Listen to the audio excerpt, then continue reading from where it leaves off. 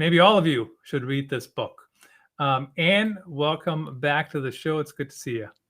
Thanks for having me back. I'm delighted you are letting me barge back in and talk with you again. I mean, you're joining a group of established marketers, the repeat customers, repeat guests. Always appreciate people like you, Joe Polizzi. Let's see who else. There's been others. I don't remember. Jackie Clement, I think, has been on a couple times. So tell us about why this book. I found it very interesting. Some of the stuff I'm like, yep, somebody did this today. Yep, somebody did that last week. Yep, I've done that before. And so tell me about why did you pick that topic, and what's the interest, and why is this even a topic we need to address, which we do. We do, right? Let's just say that, I want to make the world better one email at a time here. Um, why the topic business emails? So there's this new multi-author series with the title 33 Ways Not to Screw Up, insert subject. So Melissa Wilson, who is the publisher of the series, invited me to contribute one on a topic I thought was appropriate. So I thought, well, and she wants these to be really short. As you said, this book came in under 20,000 words. So that's a short book. And I thought, what's the smallest bit of writing, of business writing that we all do every day? It's emails, right? And nobody really generally teaches us how to do them. We kind of learn it through trial and error.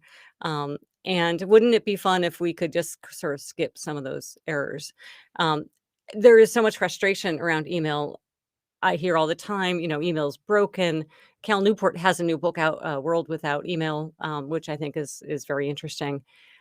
So we're all really frustrated with it. And as email becomes, and marketers too may be thinking email is perhaps less effective than it was even 5-10 years ago.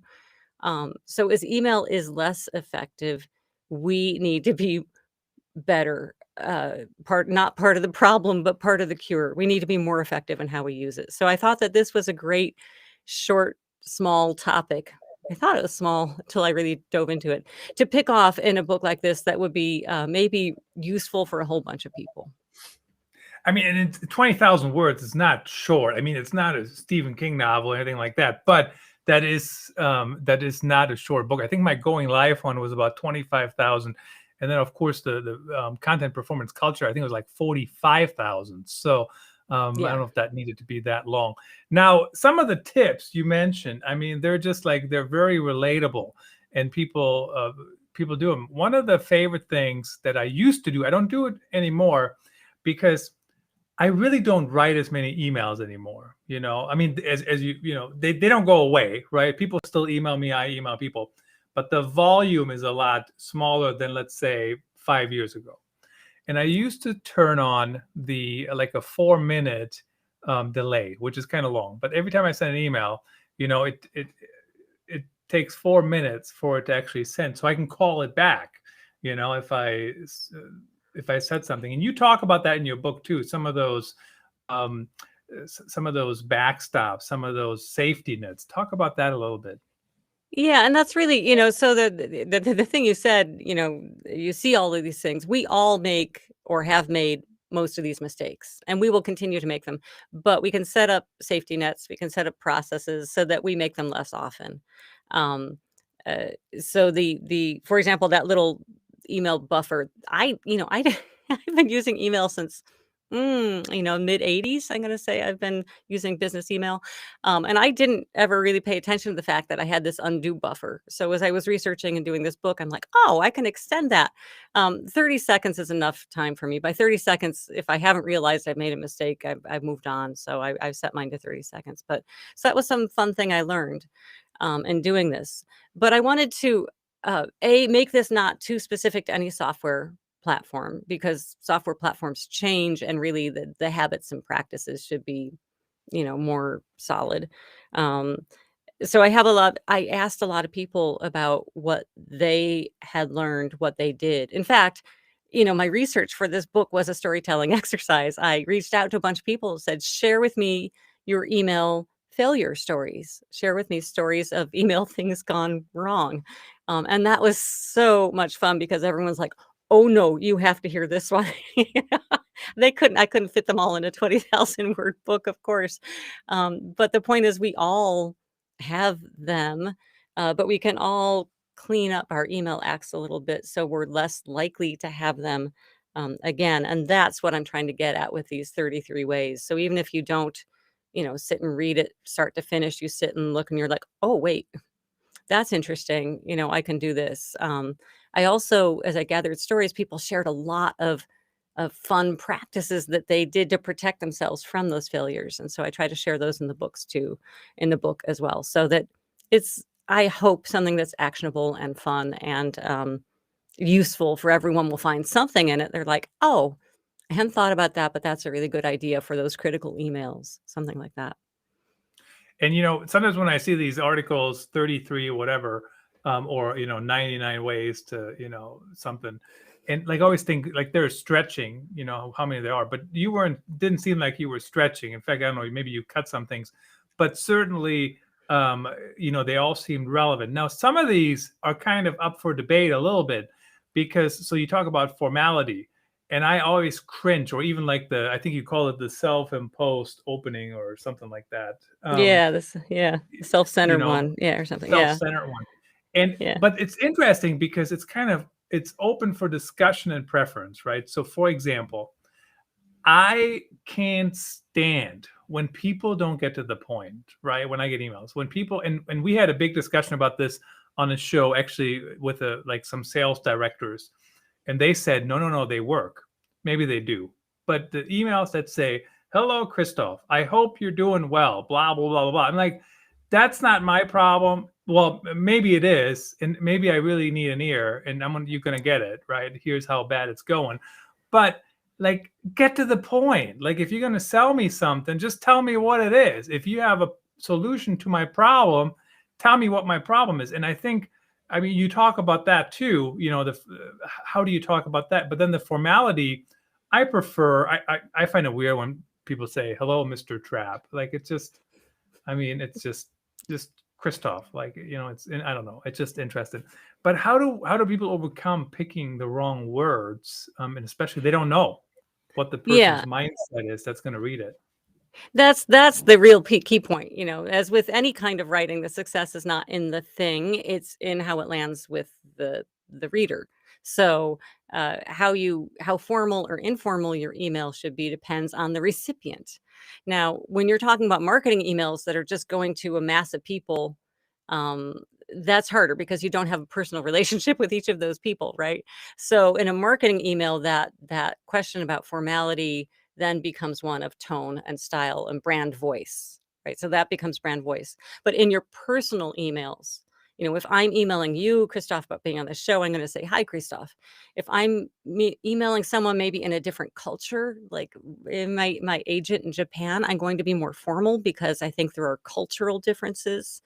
And you can annoy someone by showing up too casual and too straight to the point in those situations. That said, I always do try to lead with the key thing in the beginning of the email because that gives people some idea of, do they even need to read the rest of this thing? Um, when you think about the fact that we're all so swamped with emails and Slack channels and stuff. We're constantly being bombarded with messages and messaging. It is a compassionate thing to make your subject line really clear and to make the purpose of the email really clear in the first paragraph. That's just a kind thing to do. Not just the kind thing, but the right thing. Plus, if you're a writer, I have a very hard time when writers pick the wrong words. I might give you the benefit. Do you know what I'm saying? Like, if I know somebody's a writer and they pick the wrong words, I don't buy it. That's literally what they do. Like, I think you picked the right word to show me how you wanted to diss me or whatever, right? Now, what I was going to ask you here, let's see, replying too quickly, number 30. This is a good one because, so I used to be like, okay, done, right, we're done. And then I decided, as you say in your book, actually, you say, well, then people have the chance to respond, right? So I thought about that for a while, and I thought, how can I still get it out of my face but not get it into their face. I mean, that's really what it comes down to, right? Because so I want to get it out of my desk, but I don't want them to reply right away. So now when I do send emails, I send them at 8 a.m. my time, Central Time, and at 1 p.m. So when somebody emails me at 10 o'clock and I'm watching the Yankees or whoever, and the game is boring, I might reply, but it doesn't send until 8 a.m. And then they'll reply at 8:05. And then I'll reply at 8:06, but I don't send it until 1 o'clock. So to me, it's like my headaches have disappeared. That's a great practice. Just pick 2 windows a day when your emails will send. And that way you're not constantly adding to someone else's urgency of like unanswered email quick, because we are all, I mean, there's a psychology of the emails and those new emails, and they are so distracting. It's like, I got to answer that email. So when you alleviate that burden by being disciplined about when you send, I love that tip. If there's a second edition, it'll go in there, Christoph. That's fantastic. A little too late to the party. So talk about length, right? So when people, I think it was Greg Weiss from MasterCard who was on Twitter, and he said, do you rather get one email with 10 things or 10 emails with one thing? And I rather not get any emails, but if I have to use email, I think I rather get 10 emails with one thing in each. And I know that he's giving me the, both ends of the spectrum. There's no middle ground. But then you talk about, there's too long and too short, and that's kind of fits into that category. How do you determine how long should it be or how short should it be? And there is too short, right? That's the thing too. There is too short. Yeah. I mean, the problem with too short is that not like, if you still have one point and too long, then that's a problem. But too short is if you just kind of, hey, send me the report by Thursday, period. And, I mean, that opens the door to what was Anne's tone. Was she upset? Was she expecting that report? One of the things that the research shows us is that we are just terrible at interpreting tone in written communications and emails especially. And it's affected by everything, and like if I'm hungry when I read it, or I'm distracted, or I'm angry, I'm going to say, oh, God damn, Anne's nagging me again. I can't stand that, I mean, so you need to have enough words to really convey what you want to convey. And that includes the tone. When it comes to like an email that actually has 10 things to say, and that gets to your question, there's 2 ways to do that. One is that, 10 single subject emails, or one really meaty email. And I think that depends on whether those things are all related. So I'm going to say 2 things. One is, remember that many people use their email folders as a kind of filing cabinet. So if you want something to be retrievable later, the email becomes the unit of retrieval, right? So if you have 10 things that are kind of unrelated, 3 things about the party that we're doing, and 2 things about a new client, and an office thing, you don't stick them in one email because they're really different kinds of things. And when it comes to retrieval, how is a person gonna find it? Because a lot of us don't deal with emails the moment we first read them. We take a glance and we'll say, I'll deal with that later.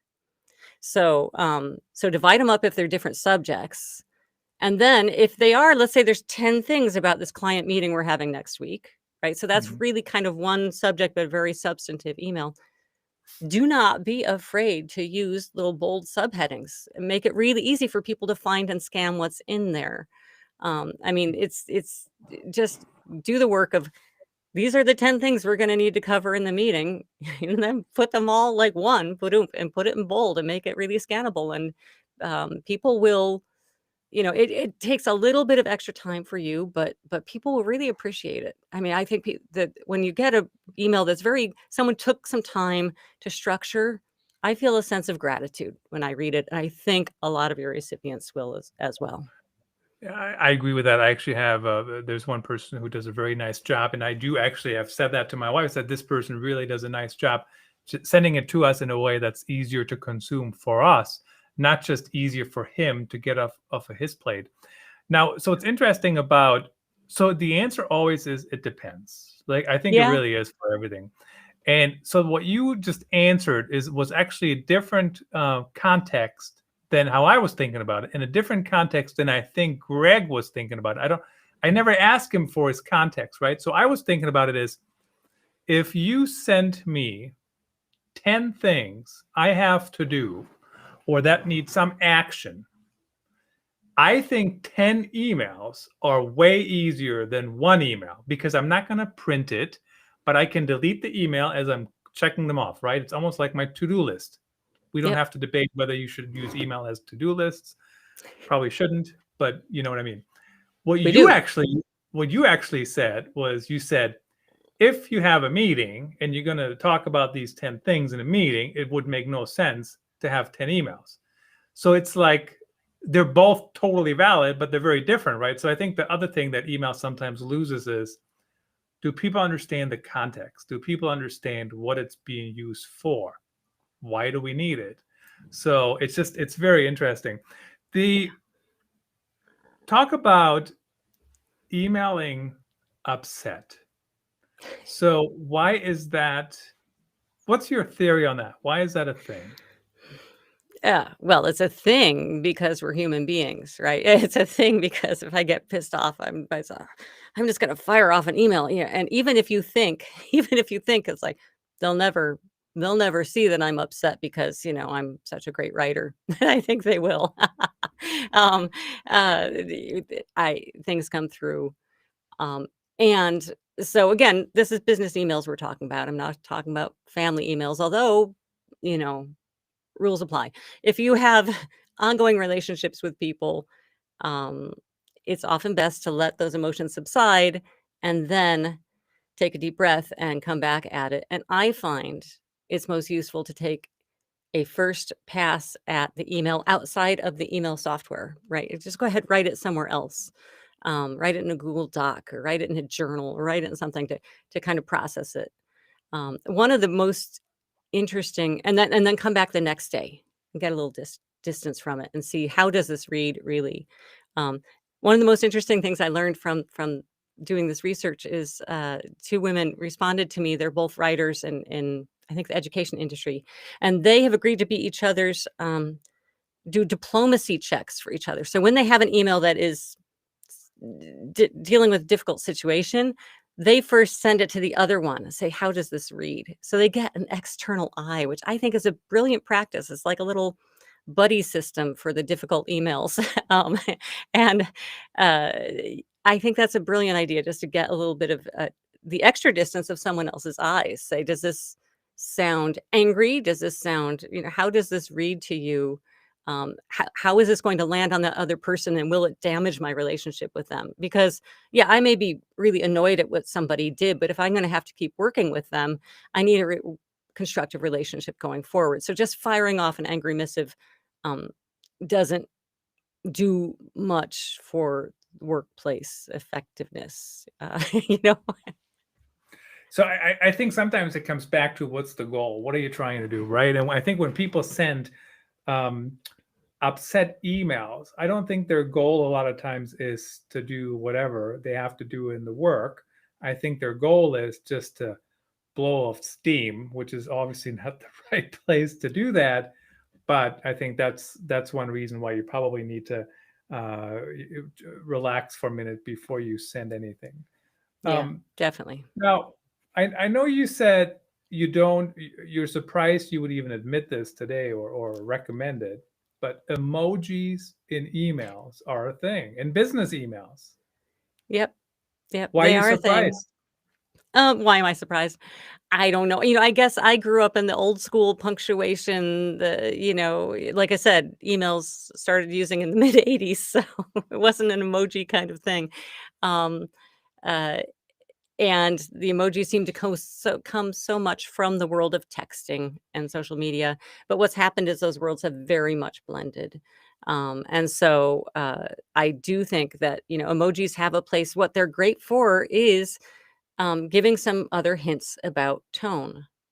Right? I mean, I said how much we misinterpret tone, and emojis can do some, they're fun, they're light. You can put in the little celebration or the smiley face or the winky face. The only warning there being, well, there's two warnings. One is you can't make them stand on their own. You can't say something snide and then put in a smiley face. It's like, no, that's still snide. I mean, you can't undo tone with an emoji. And two is you need to be really careful about stringing them on, doing too many of them in a business email, uh, especially if you work with anyone who might, first of all, just simply have a hard time seeing it on a small screen. Like, what's that? Or someone who's visually impaired and using software that reads to them because they have to listen to a recitation of every emoji. Blue face, birthday cake, firecracker. They have to listen to a description of each emoji, and I can't imagine wasting somebody's time like that. So that's something I hadn't really thought of, but it's a compelling reason not to pile on too many emojis. I mean, I'm a big fan of emojis. The one problem though with emojis is you want to be careful. There are different meanings to some emojis, and I see it with especially my teenage daughter all the time. It's like, this emoji now means something different.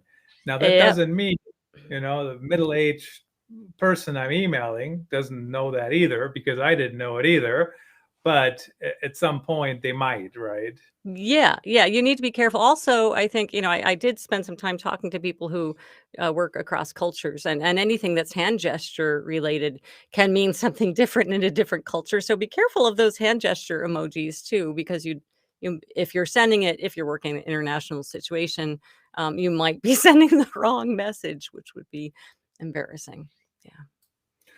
To wrap us up here, maybe the last 3 minutes or so, you talk about cut and paste, and I'm a big fan of cut and paste. In fact, I would be highly surprised if I did not send you a template the first time I invited you on. The second time, I'm pretty sure I didn't, because I was reading your book and I just said, "Hey, do you want to come on the show, talk about the book?" Like, that's not a template. But typically, I just send people a template. Now, you talk about the issues people run into with cut and paste. What I've done is, my templates, they work for anybody. And sometimes people complain about that. They say, all right, it's not even personalized. I'm like, well, what do you want me to personalize? Do you want to come on my show to talk about your book? So I do personalize that, your book, LinkedIn ads, whatever. But that's it, right? Like, I don't, yeah. So, That's but wise. That's you can't get into too much trouble with, the wrong stuff in an email. When I asked people for horror stories, some of the ones they sent me was like, "Oh no, I did a cut and paste and the wrong name was in there in the middle of it or something." Um, yeah, we use templates. I mean, they save you a ton of time. They make a lot of sense. Just check them. Or like you, be very wise about how much personalization of the template that you need to do. Um, but yeah, I'm all for making a process out of the things that you do repeatedly because why not? Oh my gosh. Yeah.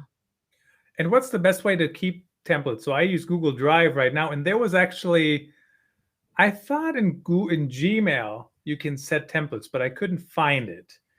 So what's Yeah, your recommendation? I don't actually have a good recommendation because people are using so much different software. I tried to stay out of the very specifics of the software. I Yeah. use Gmail and I was just poking around.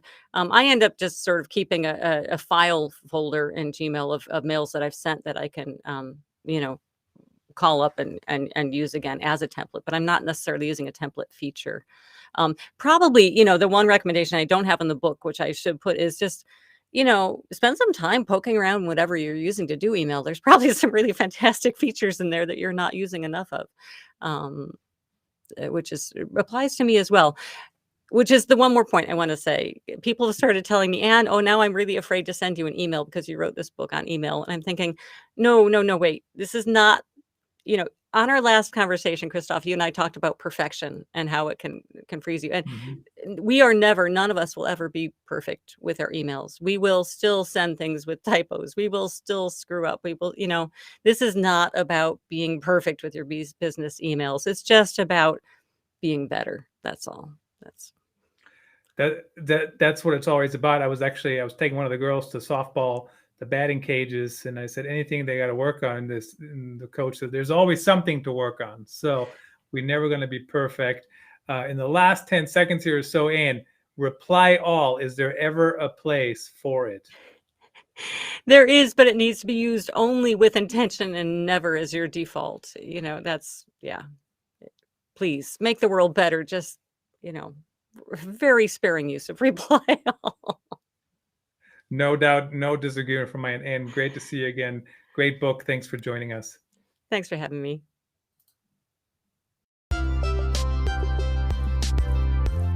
That's a wrap. Thanks for tuning in. Please rate and review our show on your favorite podcast channels. And don't forget to share this episode with your networks. We appreciate you. Until next time, let the best stories win.